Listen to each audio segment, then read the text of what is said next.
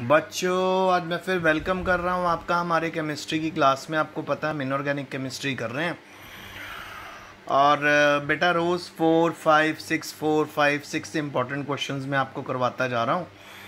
और मैंने आपको ऑलरेडी बताया था कि हम पी ब्लॉक कर रहे हैं। वेरी इंपॉर्टेंट चैप्टर, इस बहुत ज़्यादा आता है ये पेपर्स में और 15 से 18 नंबर का ये सिलेबस कवर करता है। सो आज के क्वेश्चन है, सबसे पहला क्वेश्चन है कि ब्लैक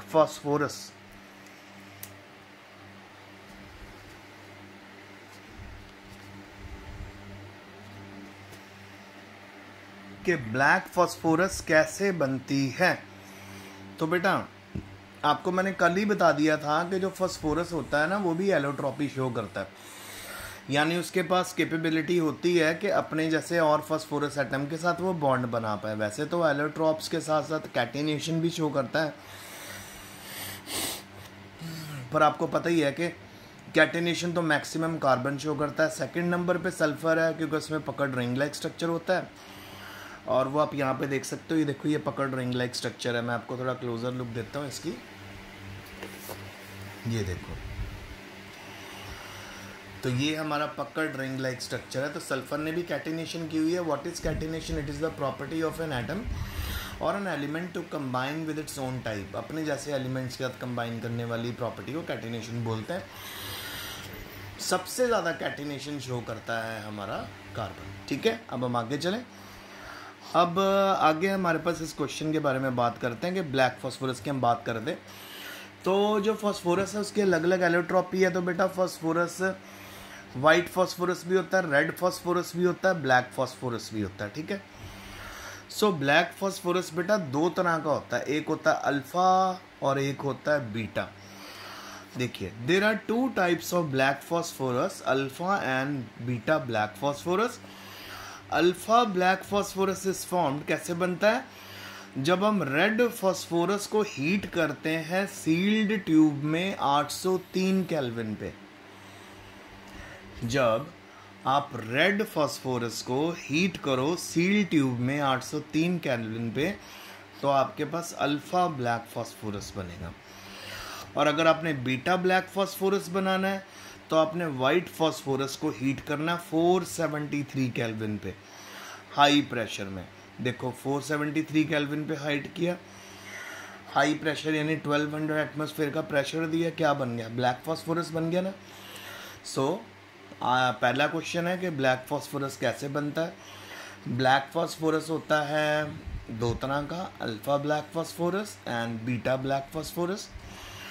अल्फा ब्लैक फॉस्फोरस बनता है जब हम रेड फॉस्फोरस को हीट करते हैं सील ट्यूब में 803 केल्विन के ऊपर।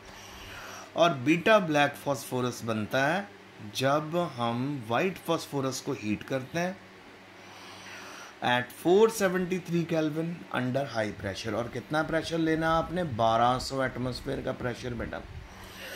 तो यानी आज आप लोगों ने ब्लैक फॉस्फोरस की प्रेपरेशन करी। आने वाले क्वेश्चंस में आपके पास रेड और वाइट फॉस्फोरस की प्रेपरेशन आएगी, फिर आपके पास रेड और वाइट फॉस्फोरस का स्ट्रक्चर आएगा, फिर आपको पूछा जाएगा कि जी रेड और वाइट फॉस्फोरस में से कौन सा स्ट्रक्चर ज़्यादा स्टेबल है।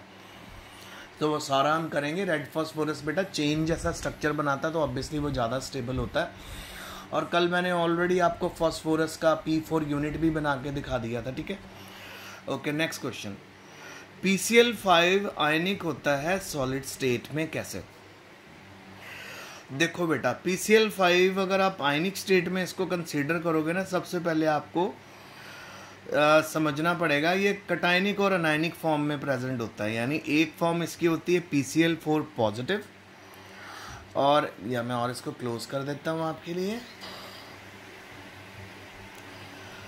ये देखो, एक फॉर्म होती है PCl4 पॉजिटिव और एक फॉर्म होती है PCl6 नेगेटिव। आपको ऑलरेडी याद है, मैंने आपको करवाया हुआ है +1 में अपना valence bond pair repulsion theory करवाई थी। तो जब हम सेंट्रल एटम के अराउंड 4 एटम होते तो कौन सी शेप होती? टेट्राहेड्रल। और अगर उसके अराउंड 6 एटम होते तो कौन सी शेप होती? ऑक्टाहेड्रल। तो PCl5 जो एग्जिस्ट करता है वो कटायनिक और अनायनिक फॉर्म में एग्जिस्ट करता है। यानी एक तो उसके पास पॉजिटिव कटायन होता है जो होता है टेट्राहेड्रल शेप वाला, और एक नेगेटिव अनायन होता है जो होता है ऑक्टाहेड्रल शेप वाला, ठीक है। सो PCl5 exists as PCl4 positive and PCl6 negative in solid state and ionic in nature. In the solid state, cation of PCl5 is tetrahedral and anion is octahedral. तो आपको इसको अच्छे से याद करना है। टेट्राहेड्रल कटायन यानी फास्फोरस के अराउंड 4Cl, ऑक्टाहेड्रल अनायन यानी फास्फोरस के around 5Cl। Next question, oxygen gas है पर सल्फर सॉलिड है। बेटा ये देखो रोज़ हम क्वेश्चन कर रहे हैं तो कम से कम 2 या 3 या 5 बार तो क्वेश्चन आ ही गया। आप सभी को पता है कि जो ऑक्सीजन होता है वो डायटोमिक मॉलिक्यूल है, उसमें डबल बॉन्ड एग्जिस्ट करता है, यानी पी पाई बॉन्डिंग है। अबव ऑल ऑक्सीजन का साइज़ भी बहुत छोटा है, उसकी इलेक्ट्रोनेगेटिविटी भी बहुत ज़्यादा है। इसके करके ऑक्सीजन हमेशा आपको गैसियस स्टेट में मिलेगा। मैंने कल भी आपको बताया था कि कोई भी मॉलिक्यूल अगर उसमें डबल बॉन्ड या ट्रिपल बॉन्ड है, मैक्सिमम टाइम वो 99.9% गैस ही होएगा। अब जरा हम सल्फ़र के बारे में बात करते हैं। सल्फ़र में तो बेटा आपको ऑलरेडी पता है कि उसका साइज़ बहुत बड़ा, ये अपना 16वां ग्रुप का एटॉमिक नंबर 16 वाला एलिमेंट है। इसका साइज़ ऑक्सीजन से डबल ही है एक तरह से। तो बेटा इसमें तो मल्टीपल बॉन्डिंग पॉसिबल नहीं है। मल्टीपल बॉन्ड याद रखना बेटा वही बनाता है जिसके पास साइज़ छोटा होना चाहिए और वो बहुत इलेक्ट्रोनेगेटिव होना चाहिए। ना तो सल्फ़र का साइज़ छोटा, ठीक है, ना तो सल्फ़र का साइज़ छोटा, ना ही ये ज़्यादा इलेक्ट्रोनेगेटिव है। तो सल्फ़र अपने आप को इस तरह से S8 मॉलिक्यूल की फॉर्म में अरेंज करता है जिसको हम पकड़ रिंग लाइक स्ट्रक्चर बोलते हैं। सो इवन इसको क्राउन सल्फ़र भी बोलते हैं। क्राउन नहीं लग रहा है ना आपको जैसे क्राउन है। तो गिनो कितने एटम्स ने आपस में बॉन्ड बनाए हुए, 1 2 3 4 5 6 7 8। तो अब पता चला पकड़ रिंग लाइक स्ट्रक्चर क्या होता है। वो स्ट्रक्चर जिसके अंदर सिंपल वीक बॉन्ड्स होते हैं और सल्फर मॉलिक्यूल कैटिनेशन शो करता है। पढ़े, oxygen exist as diatomic molecule, that is O2. It is a gas at ordinary condition. In its molecule there is p pi double bond overlapping takes place 2 oxygen atom and there is a formation of double bond between 2 oxygen atom. On the other hand, due to weak van der Waals forces in its molecule, oxygen is a gas. Okay, so आप कह सकते हो कि oxygen में weak van der Waals forces हैं, इस करके उस मॉलिक्यूल को गैस में रहना ज़्यादा ईजी लगता है। सल्फ़र के अंदर कोवलेंट बॉन्ड है, स्ट्रॉन्ग कोवलेंट बॉन्ड है, सिंगल बॉन्ड है और सल्फ़र के पास पकड़ रिंग लाइक स्ट्रक्चर आ जाता है, ठीक है। और ये यूजुअली रूम टेम्परेचर पे सॉलिड फॉर्म में आपको मिलेगा। फिर अगला क्वेश्चन है जी, फ्लोरीन -1 ऑक्सीडेशन स्टेट शो करता है, बाकी सभी मेंबर +1 +3 +6 +7 तक भी शो कर देते हैं। मैंने आपको बेटा क्या बता रहा हूँ इतने दिनों से, मैं आपको बता रहा हूँ कि जो पहले मेंबर होते हैं हर ग्रुप के, उनका इलेक्ट्रोनेगेटिविटी बहुत ज़्यादा होता है। खाली d ऑर्बिटल उनके पास होता नहीं, वो अपनी वैलेंसी एक्सटेंड नहीं कर सकते। तो क्या प्रॉब्लम आ जाती है कि वो बेटा अपने वैलेंसी ना एक्सटेंड करने के कारण तो बड़े बड़े मॉलिक्यूल की फॉर्मेशन में पार्टिसिपेट नहीं कर सकते।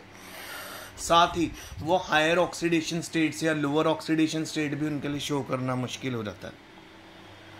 सो अब आप मेरी बात सुनो, आपके पास यहाँ पे फ्लोरीन सबसे छोटा है साइज़ में, ठीक है। उसके बाद उसके पास कोई d ऑर्बिटल भी नहीं है, ठीक है, वैलेंस शेल में, और बहुत ज़्यादा इलेक्ट्रोनेगेटिव एलिमेंट है। और किसी भी तरह की पॉजिटिव ऑक्सीडेशन स्टेट क्यों शो करेगा? क्योंकि इसकी इलेक्ट्रोनेगेटिव इतनी ज़्यादा है कि इलेक्ट्रॉन को अपनी तरफ अट्रैक्ट करता है। बाकी मेंबर के जितने भी फैमिली के मेंबर है, जैसे फ्लोरीन के बाद क्या आता है, bromine, fluorine, chlorine, bromine, iodine, bromine, iodine, ठीक है। इन सब के पास खाली d ऑर्बिटल होता है, अपनी वैलेंस शेल को एक्सपैंड भी कर सकते हैं, इस करके वो +1 +3 +5 +7 हर तरह के ऑक्सीडेशन स्टेट शो कर सकते हैं और -1 भी शो कर सकते हैं। यानी इलेक्ट्रॉन ले तो सकते हैं पर साथ में इलेक्ट्रॉन दे भी सकते हैं। सो ये रीज़न है कि फ्लोरीन हमेशा -1 ऑक्सीडेशन स्टेट शो करता है, क्योंकि इससे ज़्यादा पॉजिटिव में शो करने के लिए उसके पास खाली d ऑर्बिटल होना ज़रूरी है, वो उसके पास नहीं है।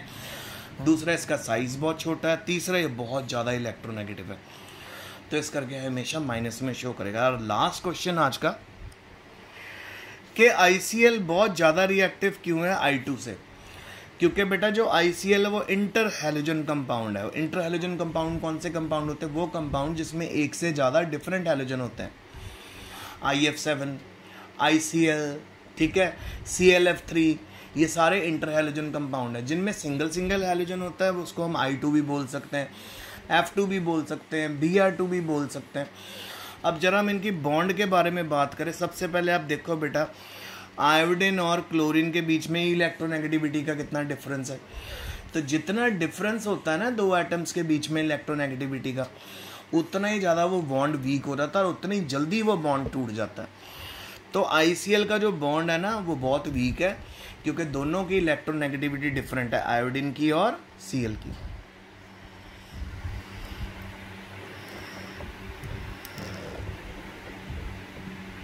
हाँ जी, सो आयोडीन और Cl की इलेक्ट्रोनेगेटिविटी डिफरेंस बहुत ज़्यादा है, ठीक है। आयोडीन की बहुत कम इलेक्ट्रोनेगेटिविटी है, क्लोरीन की बहुत ज़्यादा है, तो इस करके बॉन्ड बड़ा वीक हो रहा था, बहुत जल्दी टूटता है। जो बॉन्ड जितनी जल्दी टूटेगा उतना ज़्यादा मॉलिक्यूल रिएक्टिव होगा ना।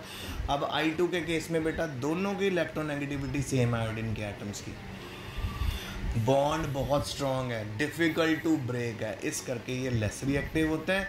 और जितने भी इंटर हैलोजन कंपाउंड यानी जिसमें डिफरेंट हैलोजन होते हैं वो मोर रिएक्टिव होते हैं, क्योंकि उनमें इलेक्ट्रोनेगेटिविटी डिफरेंस बहुत होता है। अब जरा इसको रीड करते हैं, वेट को जी।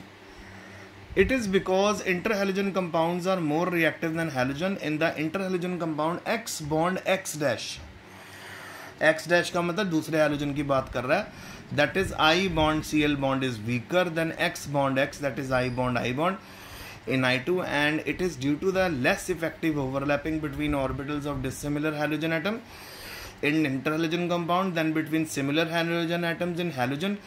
Thus ICl bond break easily and it is a very weak bond to form halogen atom which can easily precipitate in the reaction. और जैसे ही ये बॉन्ड टूटता है एकदम वेपर में कन्वर्ट हो जाता है हैलोजन।